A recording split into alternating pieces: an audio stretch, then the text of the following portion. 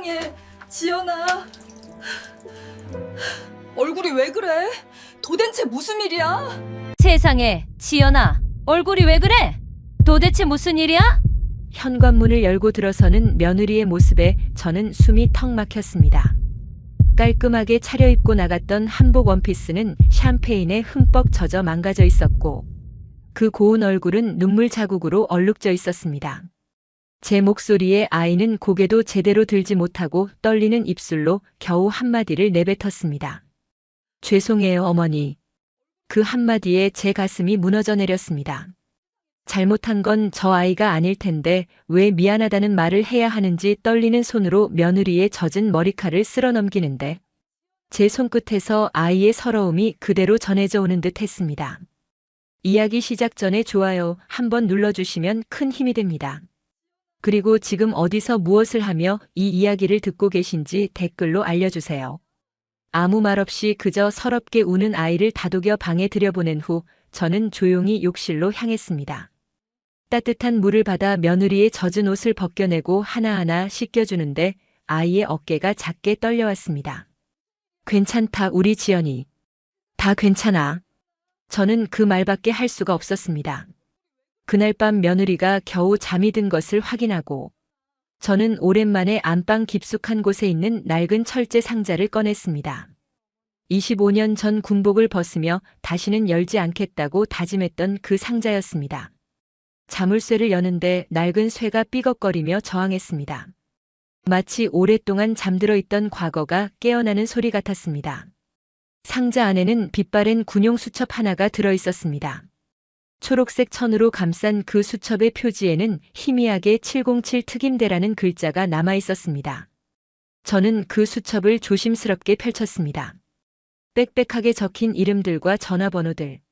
그것은 단순한 연락처가 아니었습니다. 제가 목숨을 함께 걸었던 전우들, 지금은 각자의 자리에서 대한민국을 지키고 있는 사람들의 명단이었습니다.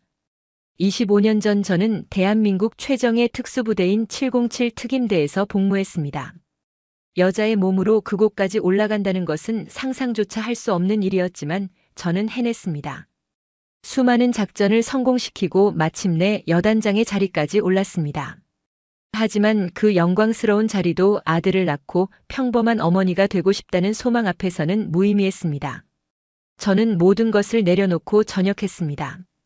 다시는 작전 수첩을 펼치지 않겠다고, 총을 잡지 않겠다고, 그저 평범한 시어머니로 살겠다고 맹세했습니다. 하지만 오늘 밤 제 며느리가 흘린 그 눈물이 그 모든 맹세를 무너뜨렸습니다. 수첩을 넘기는 제 손이 미세하게 떨려왔습니다. 이 사람들에게 연락한다는 것의 의미를 저는 너무나 잘 알고 있었습니다. 한번 작전이 시작되면 끝을 보고야 마는 것이 707의 방식이었으니까요. 창밖은 이미 깊은 어둠에 잠겨 있었고 벽시계는 밤 11시를 가리키고 있었습니다. 저는 조용히 일어나 잠든 며느리의 방문을 열었습니다. 여전히 곤히 잠든 아이의 얼굴은 평화로워 보였지만 눈가에 마른 눈물 자국이 선명했습니다.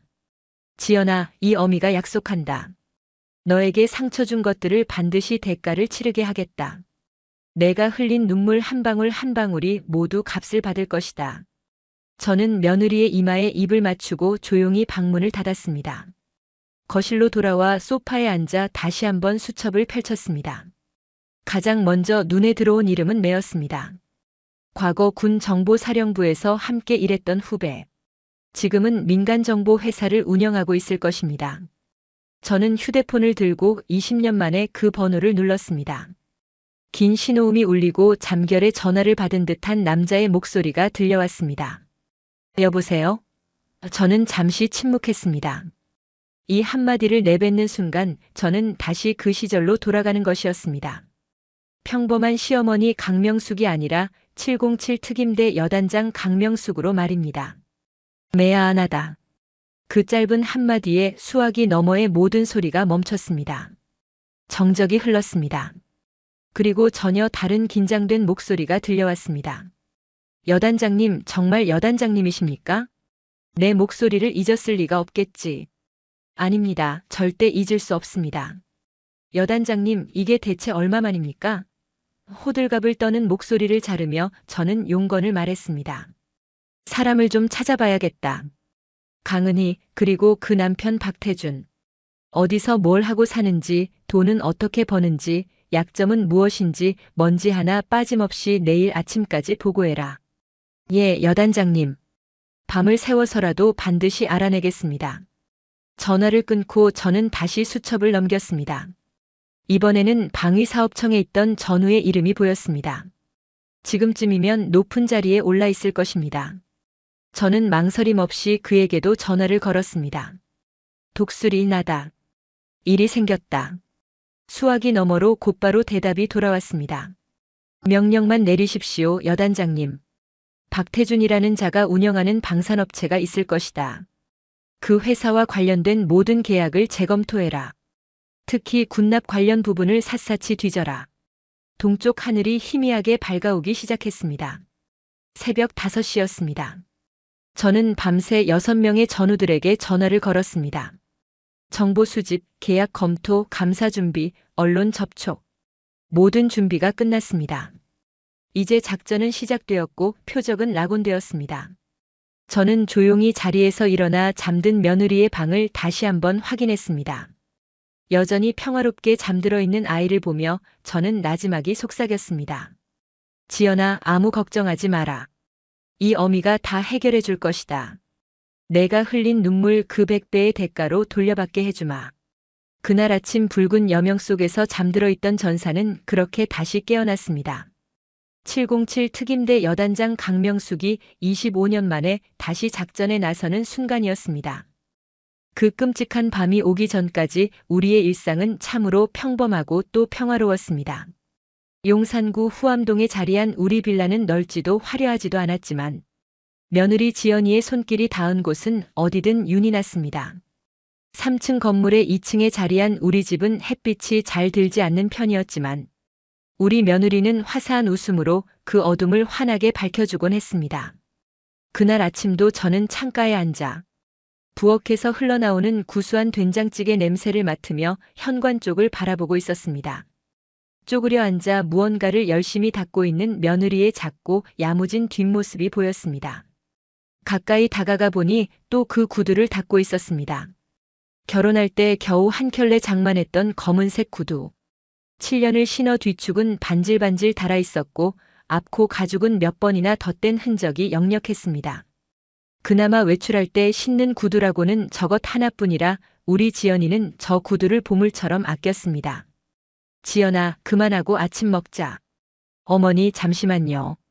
이거 다 닦고요. 오늘 장 보러 가려면 깨끗하게 신어야죠. 환하게 웃는 얼굴이 어찌나 예쁜지 저는 더 이상 아무 말도 할 수가 없었습니다. 없는 살림에도 불평 한마디 없이 낡은 구두를 닦으며 오히려 웃는 아이. 저런 아이가 제 며느리라는 것이 감사하면서도 한편으로는 가슴이 미어졌습니다. 더 이상 닦을 곳도 남아있지 않은 달아빠진 구두에 정성껏 구두약을 먹이는 며느리의 손길을 보는데 마음 한구석이 시큰하게 아려왔습니다. 아침을 먹고 며느리와 함께 시장에 나서는 길이었습니다. 골목 어귀에서 폐지를 가득 실은 손수레를 끄는 한 할머니가 낮은 턱에 바퀴가 걸려 애를 쓰고 계셨습니다. 위태롭게 흔들리던 손수레가 결국 한쪽으로 기울며 산더미처럼 쌓였던 박스들이 와르르 쏟아져 내렸습니다. 지나가던 사람들은 귀찮다는 듯 흘끔 쳐다볼 뿐 누구 하나 선뜻 나서는 이가 없었습니다. 그때였습니다.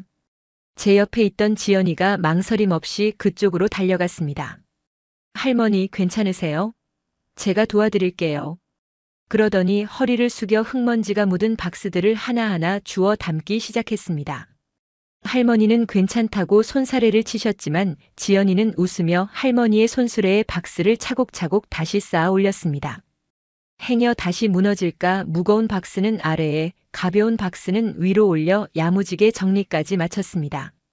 한참을 그러고 나서 아이는 주머니에서 꼬깃꼬깃한 1,000원짜리 몇 장과 동전까지 털어 할머니 손에 쥐어드렸습니다. 자신의 점심값이라도 아껴 모았을 그야말로 쌈짓돈이었을 겁니다. 아이고 애야, 이러면 안 돼요. 아니에요 할머니. 이걸로 따뜻한 국밥이라도 한 그릇 드세요. 저는 조금 떨어진 곳에서 그 모습을 전부 지켜보고 있었습니다. 제 며느리는 그런 아이였습니다. 자신의 낡은 구두는 7년째 기워 신으면서도 길 위에 모르는 노인을 위해서는 망설임 없이 자신의 것을 내어주는 아이. 저는 그 모습을 보며 다시 한번 다짐했습니다. 이 아이만큼은 평생 지켜주리라고. 그날 오후 집으로 돌아온 지연이의 표정이 좋지 않았습니다. 휴대폰을 들여다보며 길게 한숨을 쉬는 모습에 저는 무슨 일이 있나 싶어 다가갔습니다. 지연아, 무슨 일 있니? 얼굴이 왜 그래? 어머니, 이거요. 지연이가 내민 휴대폰 화면에는 동창회 모임 안내 문자가 떠 있었습니다. 날짜는 바로 오늘 저녁이었고 장소는 이태원의 유명한 갤러리 카페였습니다. 15년 만에 열리는 고등학교 동창회라고 했습니다. 잘 됐네, 우리 지연이. 오랜만에 친구들도 만나고 좋은 시간 보내고 오렴. 아니에요, 어머니. 제가 어떻게 가요? 다들 잘 나가고 떵떵거리며 살 텐데 저는 가서 할 말도 없고 입고 갈 옷도요. 말끝을 흐리는 며느리는 시선을 떨구었습니다. 그 시선 끝에는 아침에 닦아놓은 낡은 구두가 있었습니다. 그 순간 저는 알 수 있었습니다. 우리 며느리가 무엇 때문에 망설이고 있는지를. 친구들을 만나고 싶은 마음과 초라한 자신의 모습을 보이기 싫은 마음이 싸우고 있다는 것을요. 무슨 소리냐? 우리 지연이가 어디가 어때서? 세상에서 제일 예쁘고 착한데. 가서 기죽지 말고 어깨 펴고 당당하게 있다 와. 저는 서랍 깊숙이 넣어두었던 제 비상금을 꺼냈습니다. 며느리 몰래 푼돈을 아껴가며 조금씩 모아두었던 돈이었습니다. 언젠가 우리 아이 예쁜 옷이라도 한번 사주려고 모았던 돈. 이거 가지고 가서 제일 맛있는 거 사 먹어. 그리고 절대 기죽지 마. 알았지? 어머니, 제가 어떻게 이걸요? 어머니 말 들어. 이건 내가 예뻐서 주는 상이야. 어서 가서 준비해. 제 성화에 못 이긴 척 지연이는 마지못해 돈을 받았습니다. 그리고는 옷장 앞에서 한참을 서성였습니다. 몇 벌 되지도 않는 옷들을 꺼냈다 넣었다 하기를 반복하다. 결국 가장 아껴두었던 연두색 한복 원피스 하나를 꺼내 입었습니다.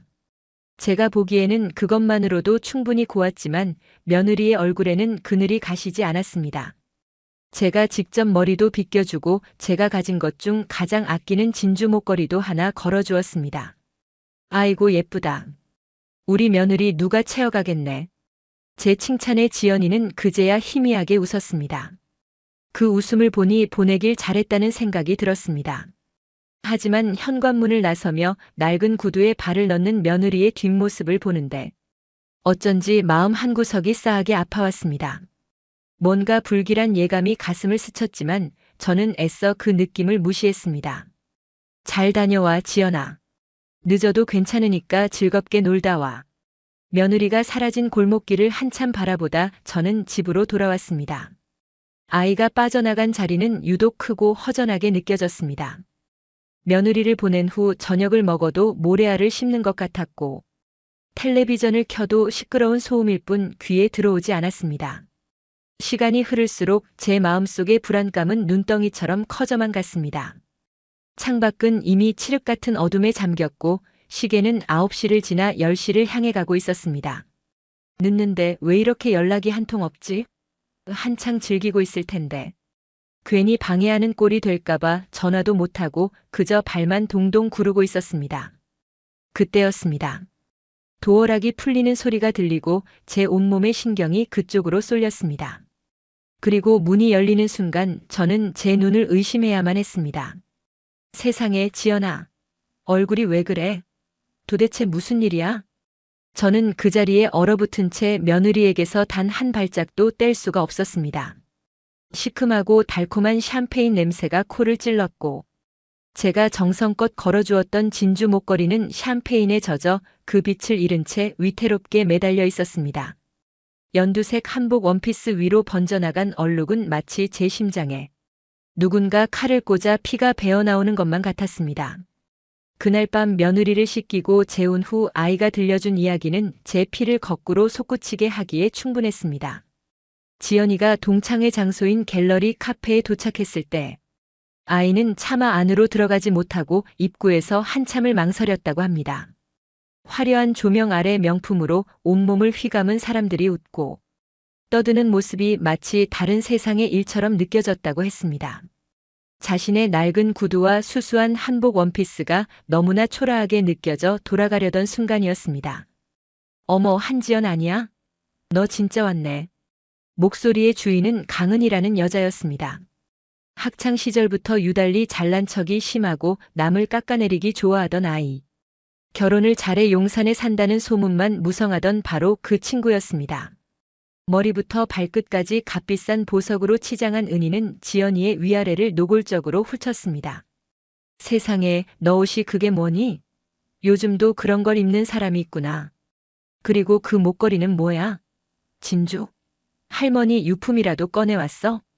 날카로운 말들이 비수가 되어 날아와 박혔지만 지연이는 애써 웃으며 답했다고 합니다. 우리 어머니가 주신 거야. 예쁘지? 하지만 은희는 코웃음만 쳤습니다. 어머니? 너네 시어머니? 아직도 그 낡은 빌라에 같이 산다며? 어휴, 안 됐다. 정말. 아, 맞다. 내 남편 사업은 어떻게 됐어? 아주 시원하게 말아먹었다는 소문이 자자하던데. 주변의 모든 소음이 거짓말처럼 멈추고 은희의 목소리만 쟁쟁하게 울렸다고 했습니다. 다른 친구들의 시선이 전부 지연이에게로 쏠렸습니다. 동정하는 눈빛, 구경하는 눈빛, 그리고 경멸하는 눈빛까지. 지연이는 얼굴이 불타는 것 같아 아무 말도 할 수 없었습니다. 그저 고개만 숙인 채 두 손을 마주잡고 떨고만 있었습니다. 그때 은희가 샴페인 잔을 높이 들며 외쳤습니다. 자, 다들 주목. 우리 불쌍한 지연이를 위해서 다 같이 건배 한번 할까? 남편 잘못 만나 고생하는 우리 친구, 앞으로는 좋은 일만 있으라고 말이야. 그 말에 몇몇이 낄낄거리며 웃었고 지연이는 더 이상 그 자리에 있을 수가 없었습니다. 창피하고 분해서 눈물이 터져 나오려는 걸 간신히 참고 몸을 돌려나가려는데 은희가 그런 지연이의 앞을 막아섰다고 합니다. 어딜 가? 주인공이 건배는 하고 가야지. 그러고는 들고 있던 샴페인 잔을 그대로 지연이의 머리 위로 쏟아부었습니다. 차가운 액체가 머리에서부터 얼굴을 타고 흘러내렸습니다. 시큼한 냄새와 함께 은희의 잔인한 목소리가 귓가에 울렸습니다. 어머, 미안. 손이 미끄러졌네. 근데 어쩌니? 싼 옷이라 샴페인 얼룩도 잘 안 빠질 텐데. 이거라도 받아. 세탁비 해야지. 은희는 지갑에서 10,000원짜리 몇 장을 꺼내 지연이의 젖은 옷에 구겨 찔러주었습니다. 그 순간 참고 있던 지연이의 눈물샘이 터져버렸습니다. 더 이상은 버틸 수가 없었습니다. 지연이는 그대로 뒤돌아 카페를 뛰쳐나왔다고 합니다. 뒤에서 들려오는 조롱 섞인 웃음소리를 뒤로 한 채 젖은 차림으로 밤거리를 헤매다 겨우 택시를 잡아탔다고 했습니다. 그 차가운 가죽 시트 위에서 아이는 얼마나 서럽게 울었을까요? 이야기를 마친 지연이는 기력이 다했는지 제품에 안겨 숨소리마저 가늘게 잠이 들었습니다. 저는 잠든 며느리의 눈물 자국을 조용히 닦아주었습니다. 여리고 착하기만 한 내 며느리, 세상 물정 모르는 내 순둥이 아가. 저는 조용히 방에서 나와 거실에 앉았습니다. 창밖은 여전히 어둡고 집안은 숨막히는 정적만이 감돌았습니다. 제 안에서 무언가 뜨거운 것이 울컥하고 치밀어 오르는 것을 느꼈습니다. 그것은 슬픔이 아니었습니다. 참을 수 없는 분노였습니다. 감히 어느 년이라고 내 새끼의 마음에 그런 대못을 박아. 감히 내 며느리의 얼굴에 눈물을 흐르게 해. 제 손에 들려있던 찻잔이 저도 모르는 사이에 금이 가기 시작했습니다. 그날 밤 저는 수십 년간 평범한 할머니로 살아왔던 제 자신을 버리기로 했습니다. 잠든 며느리의 얼굴 위로 작전복을 입고 적진에 침투하던 707 시절의 내 얼굴이 겹쳐 보였습니다. 이제부터 시작이다. 내년이 내 며느리에게 쏟아부은 것이 싸구려 샴페인이었다면 나는 내년의 인생에 피눈물을 쏟아붓게 해주마. 그것이 어떤 고통인지 뼈저리게 느끼게 해주마. 잠든 며느리의 숨소리는 가늘고 요했습니다. 마치 거친 폭풍우가 휩쓸고 지나간 자리에 힘없이 쓰러진 작은 새 같았습니다.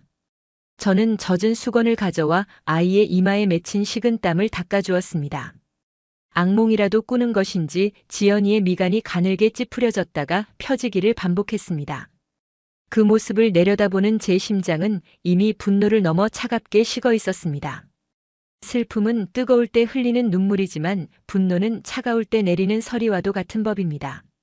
지금 제 마음에는 혹독한 서리가 내리고 있었습니다. 저는 조용히 며느리의 방문을 닫고 나와 안방으로 향했습니다.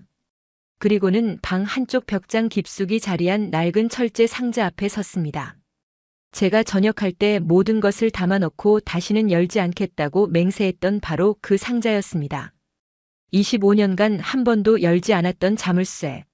먼지가 뽀얗게 쌓인 그 자물쇠를 열쇠로 돌리는데 삐걱하고 녹슨 쇠가 비명을 지르는 소리가 났습니다. 마치 오랫동안 잠들어 있던 과거의 망령이 깨어나는 소리 같았습니다. 상자를 열자 오래된 나프탈렌 냄새와 함께 제 젊은 날의 기억이 훅 끼쳐왔습니다. 깔끔하게 접어둔 전투복 아래 초록색 천으로 감싼 작은 수첩이 하나 있었습니다. 그 수첩을 꺼내드는 순간 제 손이 미세하게 떨려왔습니다. 이것을 다시 꺼내드는 날이 오리라고는 꿈에도 상상하지 못했습니다. 이 수첩을 마지막으로 덮었던 날을 저는 똑똑히 기억합니다. 아들을 낳고 평범한 어머니로 살기로 결심했던 날. 더 이상 전쟁과 작전의 세계를 마주하지 않기로 맹세했던 날이었습니다.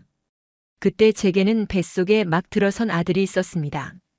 지연이의 남편인 그 아이에게만큼은 절대로 이 어두운 세계를 물려주지 않겠다고 다짐하며 저는 707 특임대 여단장 강명숙이라는 이름을 이 수첩과 함께 상자 깊숙이 묻어버렸던 것입니다. 수첩을 들고 거실로 나왔습니다. 낡은 소파에 깊숙이 몸을 묻고 한 장 한 장 조심스럽게 페이지를 넘겼습니다. 빽빽하게 적힌 이름과 숫자들. 그저 단순한 연락처가 아니었습니다. 그것은 대한민국 안보의 최전선에서 함께 목숨을 걸었던 전우들의 명단이었습니다.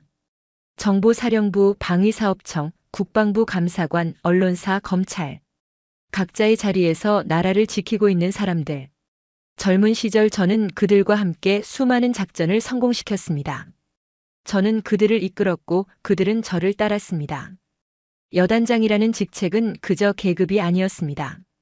그것은 신뢰였고 전우회였으며 생사를 함께한 동료라는 증표였습니다. 문득 지연이를 처음 만났던 날이 떠올랐습니다. 아들이 결혼할 여자라며 데려왔던 날. 가난한 살림에 변변한 선물 하나 없이 제 손을 꼭 잡으며 어머니, 앞으로 제가 잘 모실게요라던 그 착한 아이. 그때는 그저 마음이 고운 아이구나 하고 생각했을 뿐입니다. 하지만 제 마음을 송두리째 흔든 것은 그로부터 얼마 지나지 않아서였습니다. 과거 남편이 빌렸던 돈을 갚으라며 험한 사내가 찾아와 저를 협박했던 적이 있었습니다. 멱살을 잡히고 험한 욕설이 오가는 험악한 상황. 저는 그 정도는 조용히 처리할 수 있었는데 어디선가 가녀린 목소리가 들려왔습니다. 지금 뭐 하시는 거예요? 당장 그 손 놓지 못해요. 지연이었습니다. 장을 보고 돌아오던 길에 그 광경을 목격한 것이지요. 제 앞으로 달려와 작은 몸으로 저를 막아서며 지연이는 바들바들 떨면서도 똑 어린 눈으로 그 사내를 노려보았습니다. 우리 어머니께 손끝 하나라도 더 대면 제가 가만히 있지 않을 거예요. 그 순간 저는 얼어붙었습니다. 작전과 임무로 가득 찬 제 인생에 누군가 나를 위해 맨몸으로 막아선 것은 처음이었습니다. 며느리의 그 가녀린 어깨 뒤로 숨는 순간 저는 결심했습니다. 무슨 일이 있어도 저 아이만큼은 내가 평생 지켜주리라. 저 아이의 눈에서는 절대로 눈물이 흐르게 하지 않으리라. 그날의 맹세가 귓가에 생생한데 오늘 제 며느리는 피눈물을 흘리며 돌아왔습니다. 수첩을 넘기던 제 손이 한 이름 위에서 멈췄습니다. 네. 지금은 민간정보 회사를 운영하고 있지만 과거 군정보사령부에서 제 밑에서 일했던 요원이었습니다. 정보 수집과 분석에 있어서는 그를 따라올 자가 없었습니다. 저는 수화기를 들었습니다. 수십 년 만에 누르는 번호였지만 제 손가락은 그 순서를 정확히 기억하고 있었습니다. 새벽 5시가 조금 넘은 시각이었지만 저는 주저하지 않았습니다. 작전이 시작되면 시간은 중요하지 않습니다. 긴 신호음 끝에 잠결에 전화를 받은 듯한 남자의 목소리가 들려왔습니다. 여보세요? 저는 잠시 아무 말도 하지 않았습니다. 제 침묵 속에서 상대방은 무언가 이상한 낌새를 느꼈을 겁니다. 누구신데요? 새벽에 전화를? 제 목소리는 낮고 차갑게 갈라져 나왔습니다. 매아하다. 강명숙이다. 그 한마디에 수화기 너머의 모든 소리가 멈췄습니다. 정적이 흘렀습니다. 죽은 줄 알았던 혹은 전설 속에나 존재한다고 믿었던 이름. 그 이름의 무게가 전화선을 타고 넘어가 상대방의 심장을 옥죄는 것이 느껴졌습니다. 잠시 후 전혀 다른 바짝 긴장한 목소리가 들려왔습니다. 여단장님, 정말 여단장님이십니까? 내 목소리를 잊었을 리가 없을 텐데. 아닙니다. 절대 잊을 수 없습니다. 여단장님 살아계셨군요. 이게 대체 얼마만입니까? 호들갑을 떠는 목소리를 자르며 저는 용건을 말했습니다. 사람을 좀 찾아봐야겠다. 강은희, 그리고 그 남편 박태준. 어디서 뭘 하고 돈은 어떻게 버는지, 약점은 무엇인지 사소한 것 하나도 빼놓지 말고. 내일 아침까지 내 손에 들어와야 한다. 예. 알겠습니다, 여단장님. 밤을 새워서라도 땅을 파서라도 알아내겠습니다. 맡겨만 주십시오. 전화를 끊고 저는 다시 수첩을 넘겼습니다. 이번에는 방위사업청에 있던 한 인물의 이름 위에서 손가락이 멈췄습니다. 과거 함께 작전을 수행했던 독수리. 그에게도 전화를 걸었습니다. 독수리 나다. 여단장님. 즉각적인 대답이 돌아왔습니다. 일이 생겼다. 박태준이라는 자가 운영하는 방산업체가 있을 것이다. 그 회사 관련 군납 계약을 전부 재검토해라. 특히 불량 부품 납품 의혹을 집중적으로 조사하라. 알겠습니다. 즉시 착수하겠습니다. 모든 통화를 마쳤을 때 동쪽 하늘은 이미 붉게 타오르기 시작했습니다. 새로운 아침이 밝아오고 있었습니다.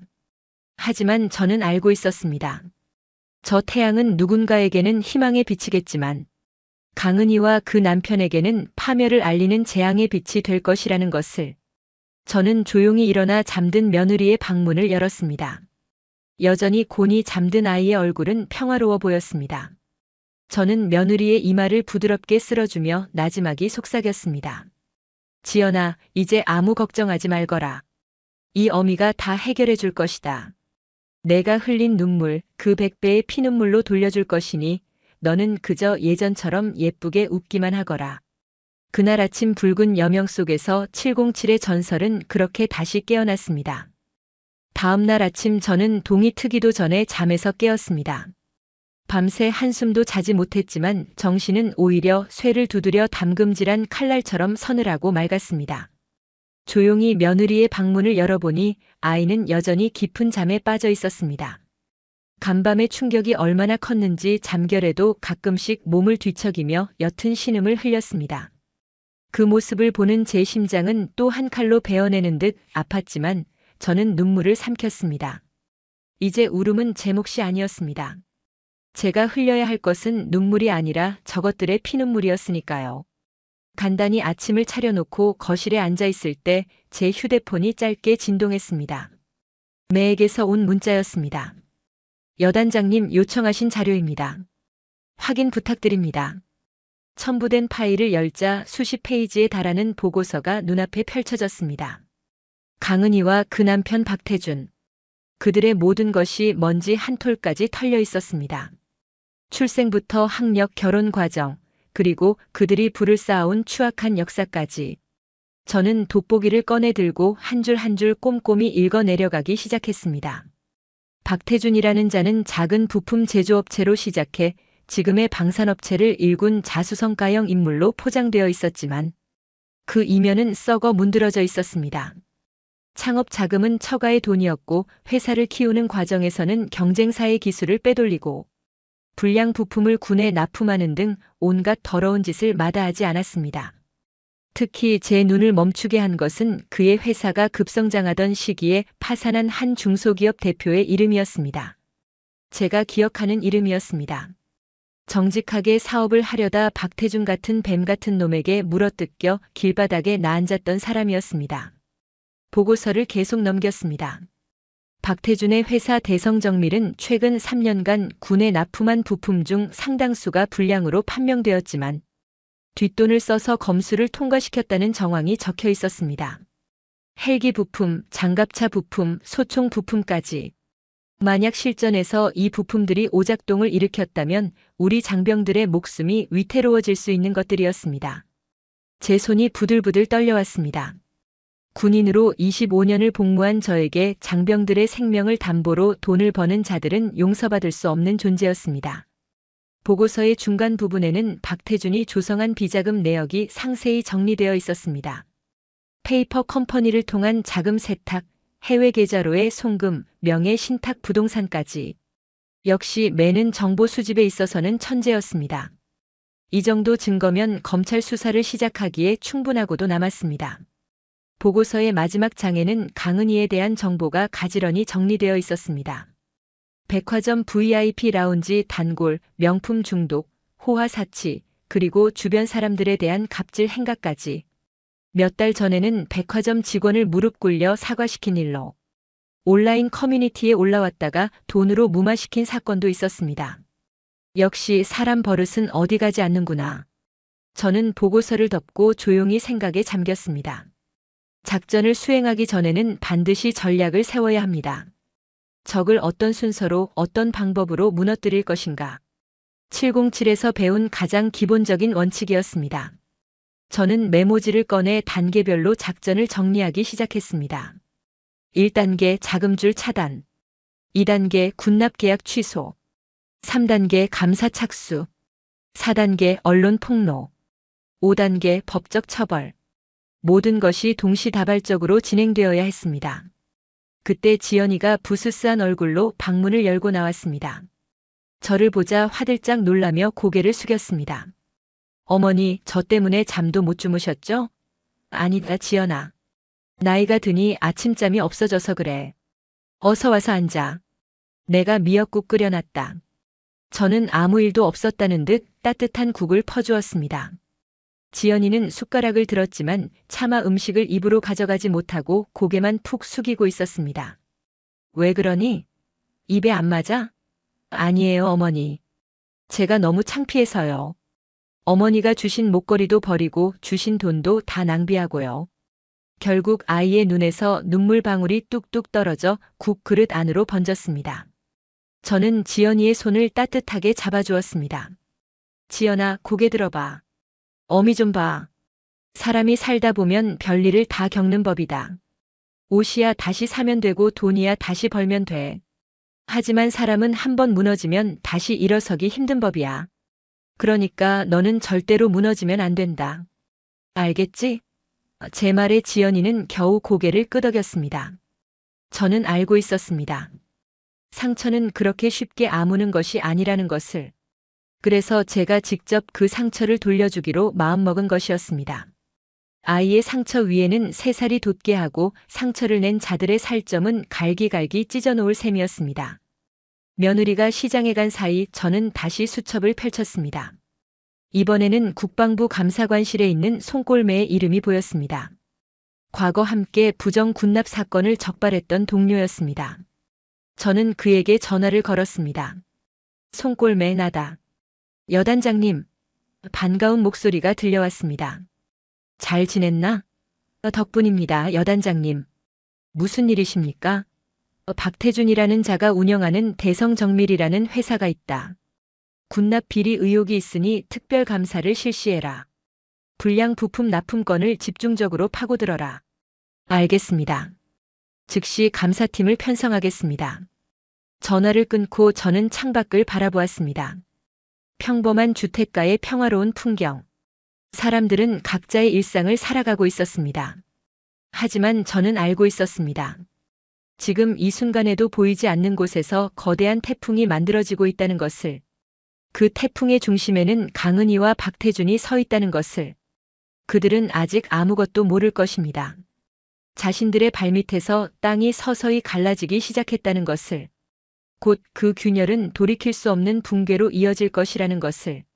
저는 메모지에 적어둔 작전 계획을 다시 한번 확인했습니다. 모든 준비가 끝났습니다. 이제 작전은 개시되었고 표적은 낙온되었습니다.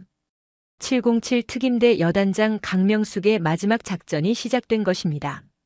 그날 저녁 저는 아무 말 없이 텔레비전 뉴스만 보고 있었습니다. 경제 뉴스에서는 아직 아무 소식도 없었습니다. 하지만 저는 알고 있었습니다. 내일부터 상황이 달라질 것이라는 것을. 저는 조용히 일어나 창밖을 보았습니다. 어둠이 내린 도시의 불빛들이 마치 보석처럼 반짝이고 있었습니다. 강은희, 박태준. 너희가 쌓아올린 그 화려한 성에 내가 오늘 작은 금을 하나 그었다. 너희는 그저 사소한 흠집이라고 대수롭지 않게 여기며 웃고 떠들겠지. 하지만 모를 것이다. 그 작은 균열이 결국 너희의 모든 것을 무너뜨릴 거대한 붕괴의 시작이라는 것을. 내일은 그 균열이 조금 더 넓어질 것이다. 그리고 그 다음 날은 더더욱. 나는 서두르지 않는다. 아주 천천히 너희가 가진 모든 것을 하나씩 남김없이 앗아갈 것이다. 저는 그렇게 중얼거리며 잠자리에 들었습니다. 내일부터 본격적인 작전이 시작될 것이었습니다. 다음 날 아침부터 제 휴대폰에는 전우들로부터 연락이 쏟아지기 시작했습니다. 가장 먼저 독수리로부터 문자가 왔습니다. 여단장님, 대성정밀 관련 군납 계약 5건에 대해 긴급 재검토 착수했습니다. 불량 부품 의혹 확인 중입니다. 저는 짧게 답장을 보냈습니다. 수고했다. 계속 진행하라. 이어서 송골매로부터도 연락이 왔습니다. 여단장님, 특별감사팀 편성 완료했습니다. 오늘 오전 중으로 대성정밀 본사에 투입하겠습니다. 모든 것이 계획대로 진행되고 있었습니다. 저는 며느리가 아침 준비를 하는 동안 조용히 베란다로 나가 전화를 걸었습니다. 이번에는 은행권에 있는 전우였습니다. 과거 함께 북한 공작금 추적 작전을 수행했던 독사였습니다.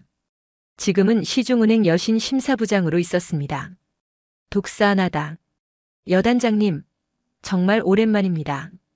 박태준이라는 자가 운영하는 대성정밀, 그 회사 대출 내역을 전부 검토해라. 그리고 연체나 부실 가능성이 조금이라도 보이면 즉시 회수 절차를 밟아라. 알겠습니다. 바로 확인하겠습니다. 같은 시각 용산구 한남동에 위치한 고급 아파트에서 강은희는 여유로운 아침을 보내고 있었습니다. 비싼 원두로 내린 커피를 마시며 명품 쇼핑몰 앱을 들여다보고 있었습니다. 며칠 전 동창회에서 한지연을 골탕 먹인 일은 이미 까맣게 잊은 듯 했습니다. 아니, 오히려 친구들에게 자랑할 재미있는 에피소드 정도로만 생각하고 있었습니다. 그녀의 휴대폰이 울렸습니다. 남편 박태준이었습니다. 여보, 회사에 무슨 일 있어? 무슨 일? 갑자기 왜? 방위사업청에서 연락이 왔는데 우리 회사 군납 계약을 재검토한대. 이유도 제대로 안 알려주고.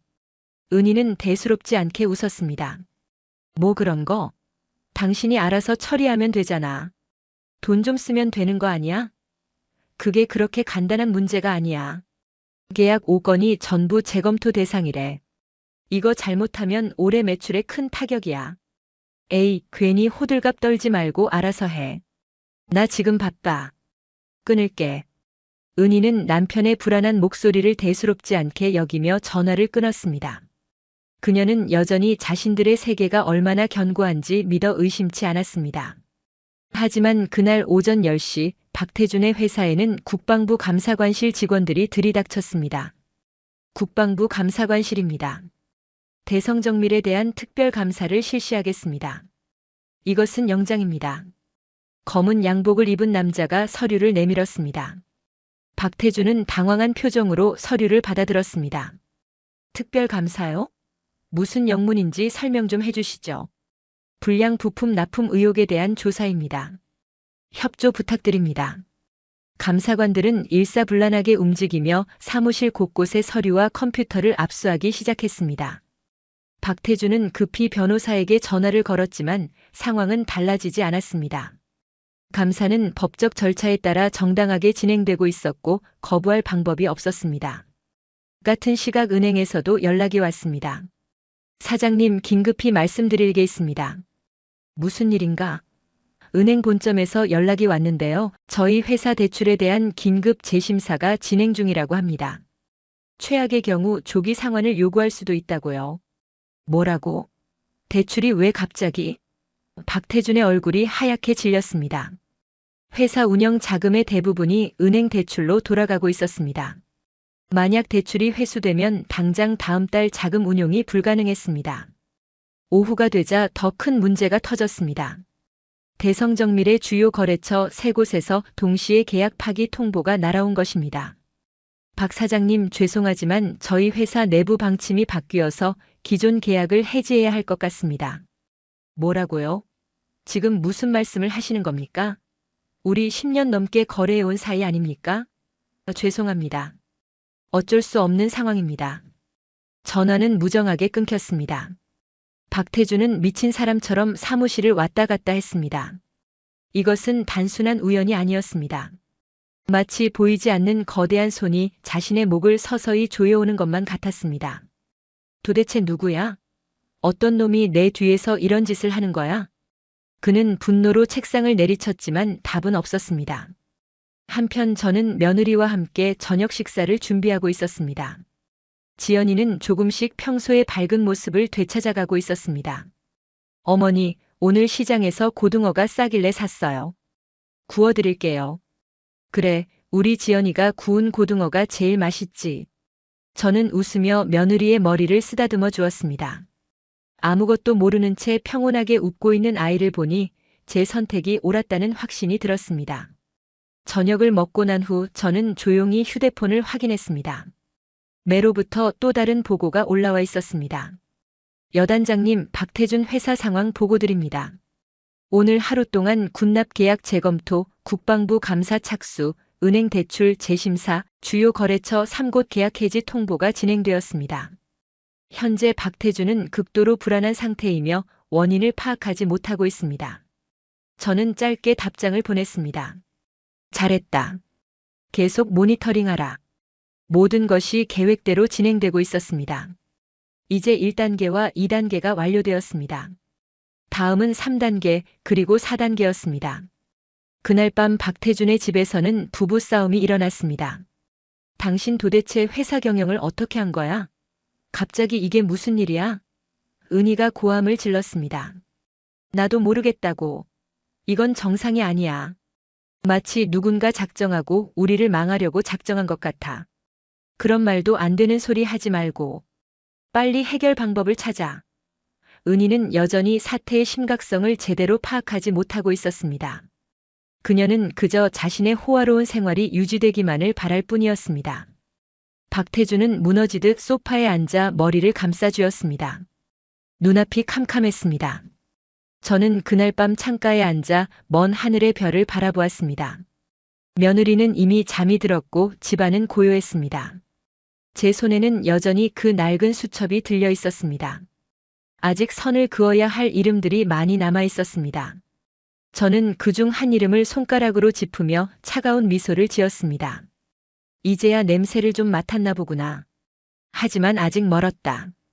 이것은 그저 전체 요리일 뿐 진짜 만찬은 아직 시작도 하지 않았으니 내일은 더 큰 폭풍이 몰아칠 것이었습니다. 그리고 그 폭풍의 중심에는 강은희와 박태준이 서 있을 것이었습니다. 며칠이 흘렀습니다. 며느리의 얼굴에는 다시 예전의 그 밝은 웃음이 돌아왔습니다. 그 아이는 지난밤의 악몽을 정말로 잊은 듯 보였습니다. 하지만 저는 잊지 않았습니다. 아니, 단 한순간도 잊을 수가 없었습니다. 저는 아침마다 뉴스와 신문을 꼼꼼히 확인했습니다. 아직 언론에는 아무 소식도 나오지 않았습니다. 하지만 저는 알고 있었습니다. 곧 모든 것이 세상에 드러날 것이라는 것을. 그날 아침 저는 며느리가 시장에 간 사이 다시 한번 수첩을 펼쳤습니다. 이번에는 언론사에 있는 인물이었습니다. 시간이 되었습니다. 이제 세상의 모든 것을 드러낼 때가 온 것입니다. 그날 아침 저는 며느리가 시장에 간 사이 조용히 베란다로 나가 전화를 걸었습니다. 이번에는 언론사에 있는 인물이었습니다. 과거 억울한 누명을 쓰고 기자 생활이 끝날 뻔했을 때 제가 진실을 밝혀주었던 인연이었습니다. 이제는 대한민국에서 가장 영향력 있다는 시사 프로그램의 국장이 되어 있었습니다. 독수리 나다.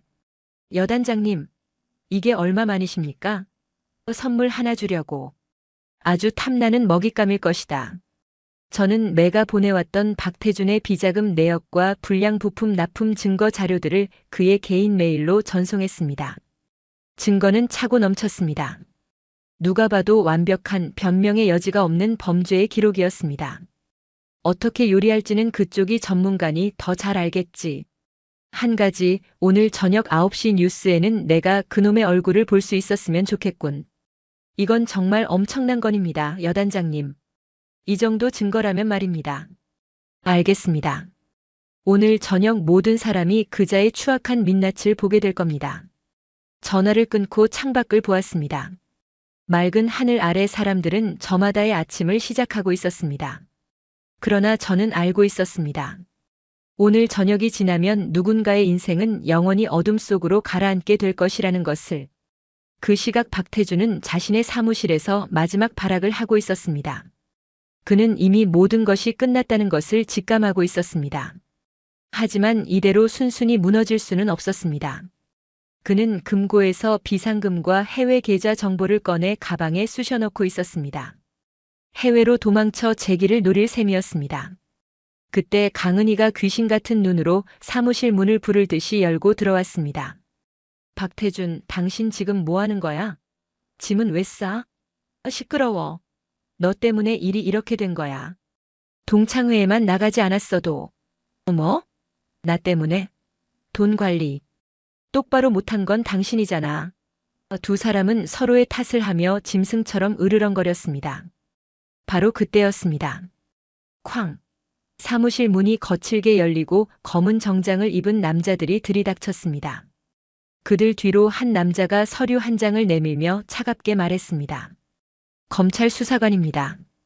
주식회사 대성정밀 대표 박태준 씨에 대한 긴급 체포영장입니다. 불량 부품 납품 및 비자금 조성, 탈세 혐의로 체포하겠습니다. 그 한마디에 박태준의 얼굴에서 핏기가 완전히 가셨습니다. 수사관들은 일사불란하게 움직이며 박태준에게 수갑을 채웠습니다. 잠깐만요. 이게 무슨 일입니까?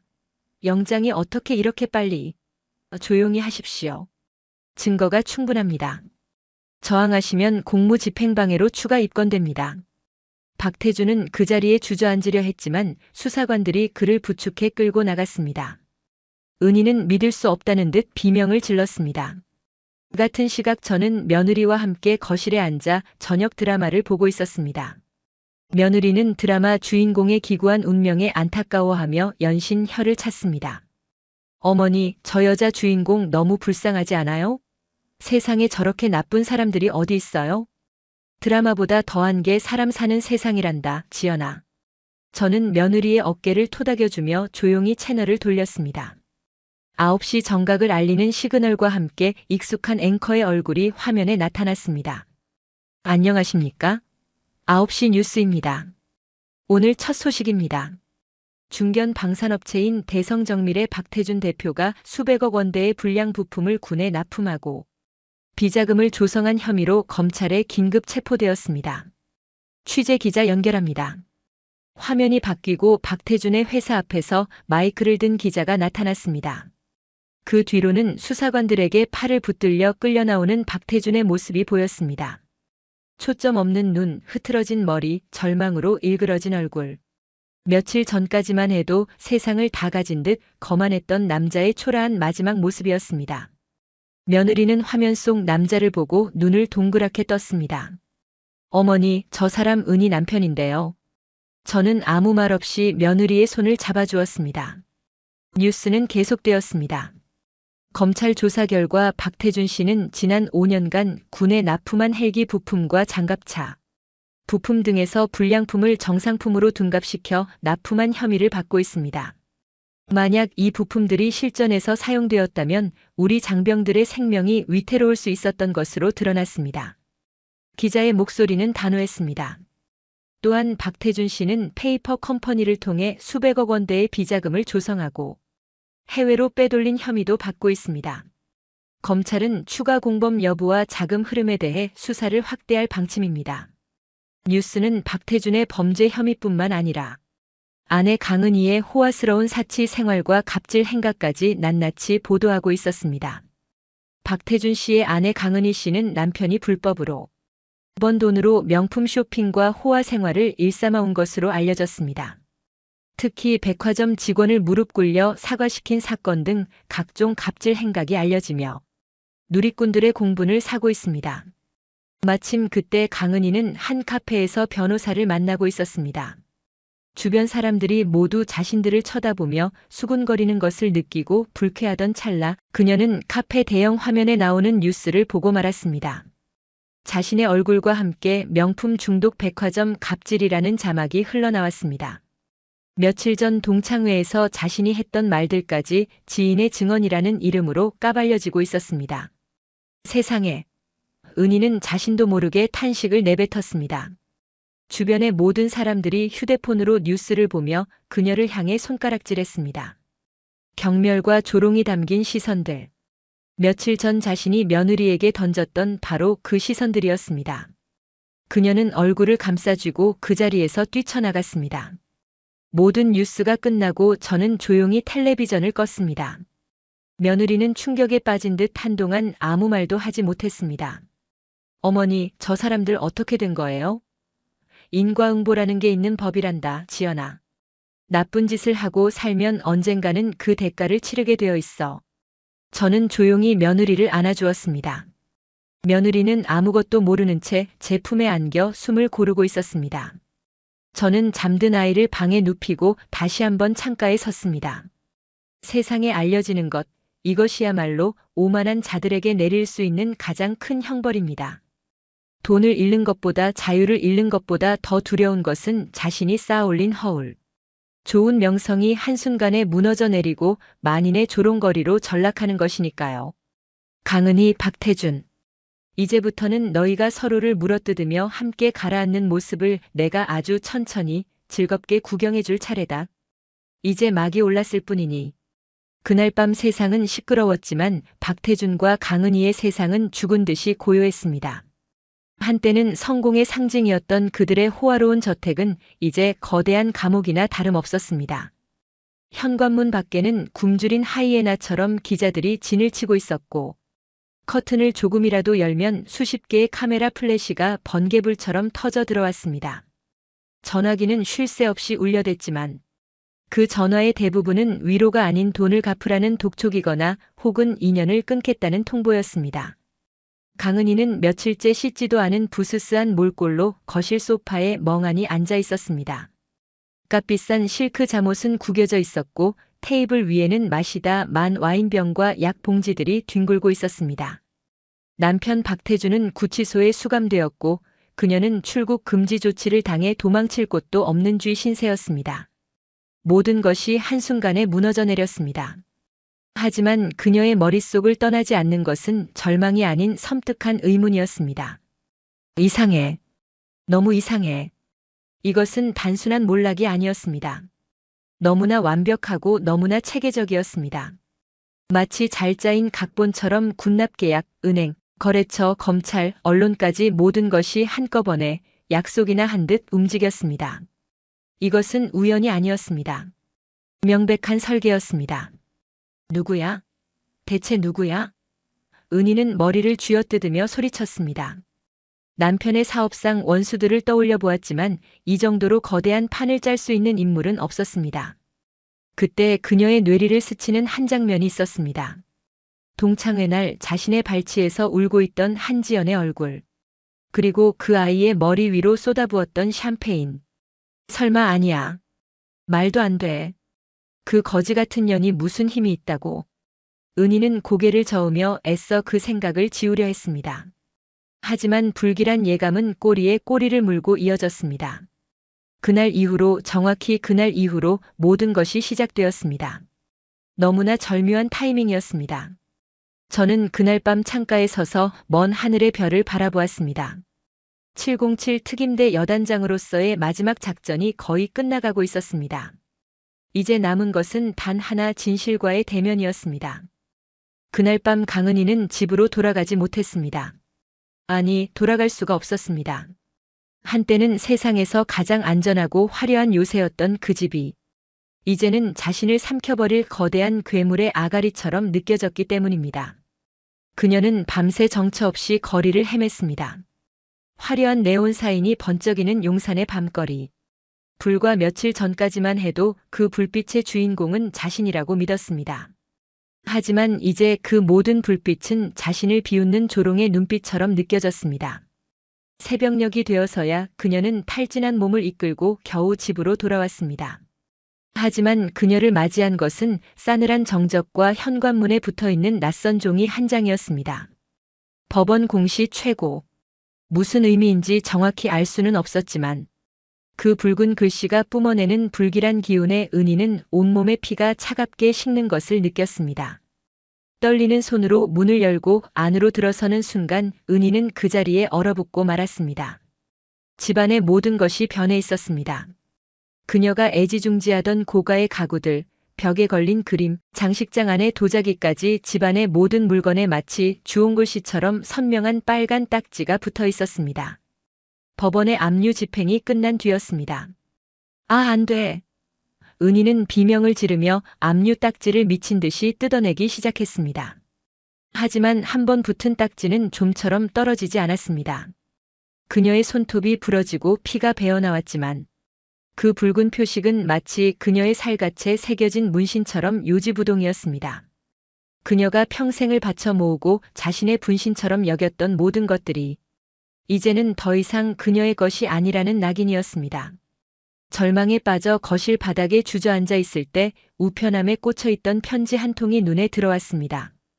구치소에 있는 남편 박태준에게서 온 편지였습니다. 마지막 남은 동아줄이라도 잡는 심정으로 편지를 뜯었지만 그 안의 내용은 그녀를 더 깊은 나락으로 밀어넣었습니다. 강은혜 씨에게 이 모든 게 당신의 어리석은 허영심 때문에 시작되었소. 나는 당신 같은 여자 때문에 내 인생을 망칠 수 없소. 이혼을 요구하며 재산 분할을 청구하는 바이오. 남은 재산이라도 지켜야 내 훗날을 도모할 수 있을 테니 그리 아시오. 은희는 실성한 사람처럼 웃기 시작했습니다. 사랑, 믿음, 그런 것은 애초에 존재하지도 않았습니다. 그들의 관계는 철저히 돈으로 얽혀있던 비즈니스에 불과했습니다. 이제 그 돈이 사라지자 관계는 휴지 조각처럼 가차없이 찢겨나간 것이었습니다. 이제 그녀에게 남은 것은 아무것도 없었습니다. 돈도 남편도 집도. 마지막으로 그녀는 지푸라기라도 잡는 심정으로 한때는 매일같이 만나 수다를 떨던 친구들에게 전화를 걸기 시작했습니다. 나 은희인데 부탁 하나만 할게. 당장 지낼 곳이 없어서 며칠만 신세 좀 질 수 있을까? 하지만 수화기 너머로 돌아오는 대답은 냉랭하기 그지없었습니다. 미안하지만 곤란해. 우리 남편이 너랑 엮이지 말라고 해서. 너 때문에 우리까지 조사받으면 어떡하라고. 다시는 연락하지 마. 뚜뚜뚜뚜. 모두가 약속이나 한 듯 그녀를 외면했습니다. 그녀가 베풀었던 값비싼 선물과 식사 대접은 그녀의 부와 지위에 대한 투자였을 뿐 진정한 우정의 증표가 아니었던 것입니다. 그녀가 모든 것을 잃자 그녀의 주변에 하이에나처럼 모여들었던 모든 이들이 썰물처럼 빠져나갔습니다. 해가 저물고 법원 집행관들이 들이닥쳐 그녀를 집 밖으로 끌어냈습니다. 속옷 몇 가지만 챙긴 작은 가방 하나. 그것이 한때 용산 사모님이라 불렸던 그녀의 전 재산이었습니다. 현관문이 닫히고 굳게 자물쇠가 채워지는 소리가 들렸습니다. 철커덕. 그 소리는 마치 그녀의 인생에 사형 선고가 내려지는 소리처럼 들렸습니다. 이제 그녀는 갈 곳이 없었습니다. 추운 밤 공기 속에 은희는 정처 없이 걸었습니다. 화려한 상점의 쇼윈도에 비친 자신의 모습은 며칠 전까지만 해도 상상조차 할 수 없었던 초라한 행색이었습니다. 머리는 산발이었고 눈은 퉁퉁 부어 있었으며 값비싼 옷은 이미 더러워질 대로 더러워져 있었습니다. 사람들은 그녀를 피했고 어떤 이는 노숙자 취급을 하며 동전 몇 푼을 던져주기도 했습니다. 꺼져. 나 이런 사람 아니야. 은희는 악을 쓰며 동전을 쳐냈지만 아무도 그녀의 말을 믿어주지 않았습니다. 배에서는 꼬르륵 소리가 났고 온몸은 추위와 피로로 사시나무 떨듯 떨려왔습니다. 그녀는 차가운 지하철역 계단에 주저앉았습니다. 눈앞이 캄캄했습니다. 이대로 굶어 죽거나 얼어 죽을지도 모른다는 공포가 엄습해왔습니다. 그때였습니다. 절망의 가장 밑바닥에서 그녀의 머릿속에 희미한 불빛처럼 한 장소가 떠올랐습니다.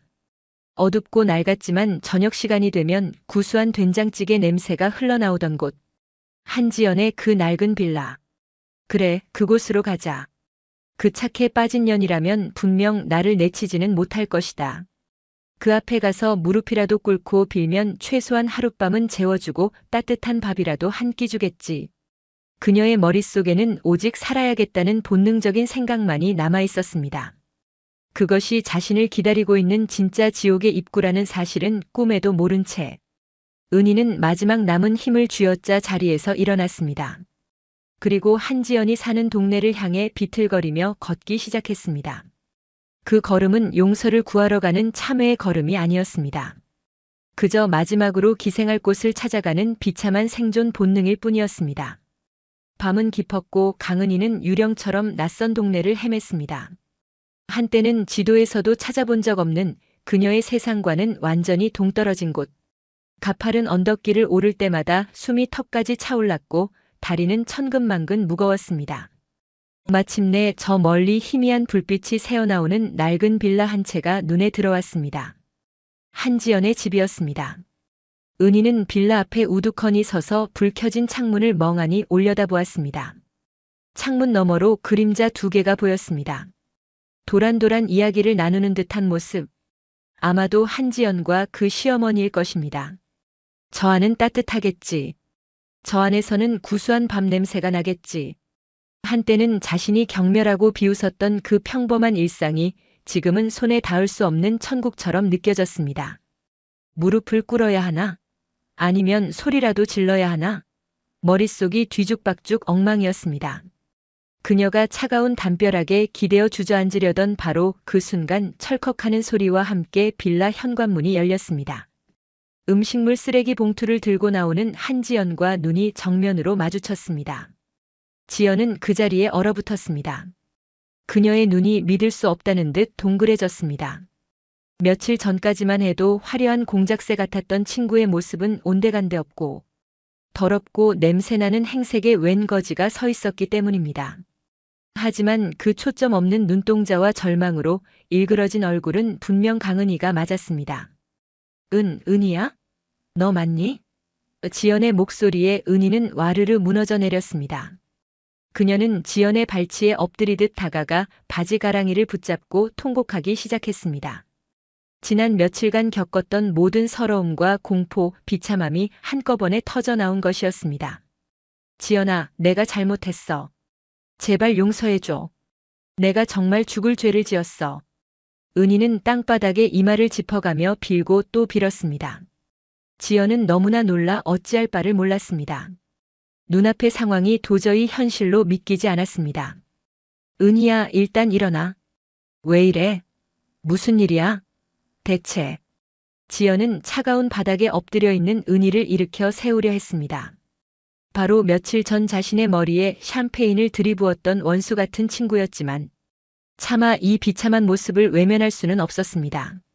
내가 다 잘못했어. 내가 오만했어. 지연아, 제발 나 좀 살려줘. 갈 곳이 없어. 하룻밤만, 제발 하룻밤만이라도 재워주라. 이 은혜는 평생 잊지 않을게. 은희의 애원에 지연의 마음이 흔들렸습니다.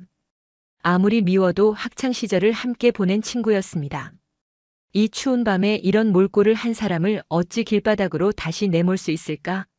지연은 잠시 망설이다 결국 은희의 팔을 부축했습니다. 일단 안으로 들어가자. 날이 너무 추워. 그때였습니다. 등 뒤에서 싸늘한 목소리가 들려왔습니다. 거기서 멈추거라. 저였습니다. 창문으로 모든 상황을 지켜보고 있던 저는 지연이가 은희를 집 안으로 들이려는 것을 보고 더 이상 참을 수가 없었습니다.